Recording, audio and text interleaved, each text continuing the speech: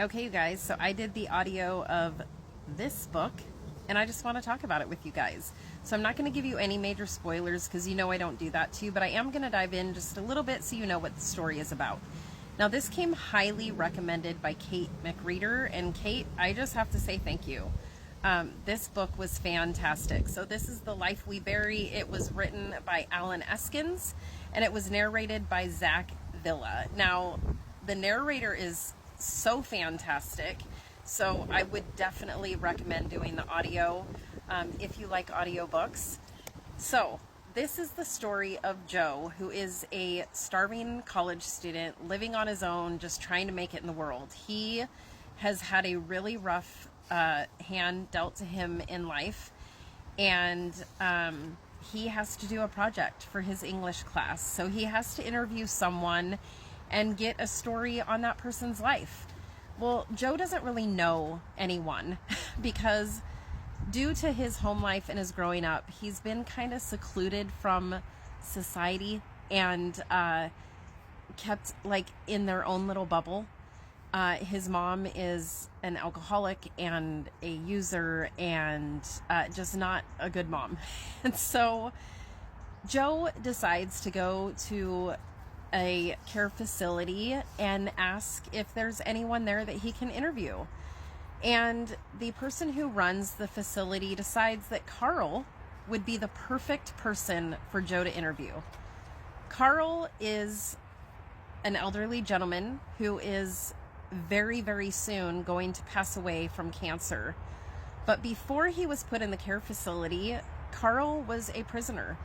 And he was in prison for a few decades for unaliving and doing SA on a 14-year-old girl. That was his conviction.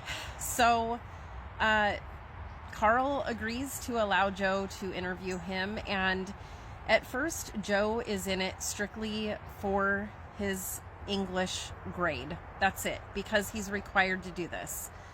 But he very quickly becomes obsessed kind of with knowing what happened and learning Carl's story, and he wants to tell it. So Joe gets very, very involved, and he kind of does his own investigation into the prior conviction, and it becomes a very, very wild, crazy ride. Now, in this story, Joe has an autistic brother who is older. He's a teenager, I think like 17, 18, I think, who lives with his mother and is not very well taken care of whatsoever. I do have to say, as a mom of two special needs kids and a person who did foster care for 6.5 years, I also drove special needs school bus for many, many years.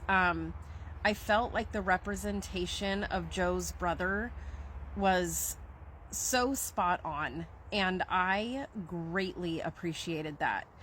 Now, I know that autistic kids are all different. They all have their own little quirks and things, but there are so many times where I will read a book that has an autistic child or an autistic adult, and I'm just kind of like, ugh, it makes me ick, because the representation is just so like over the top and this was just so perfect. And if you have read this book, the part about not only the toothbrush but the toothbrush having to be a green toothbrush, I cannot tell you how much that resonated with me being the mom of two special needs kids. Just spot on. So I greatly appreciated that aspect. This was an absolutely fantastic story. I loved it. Now, towards the end, it kind of lost me for a little bit there, but I don't want that to deter you. It was a fantastic book. I absolutely loved it and thoroughly enjoyed it and would definitely recommend. So, Kate, thank you so much for recommending this book. And as always, you guys, until next time, keep smiling.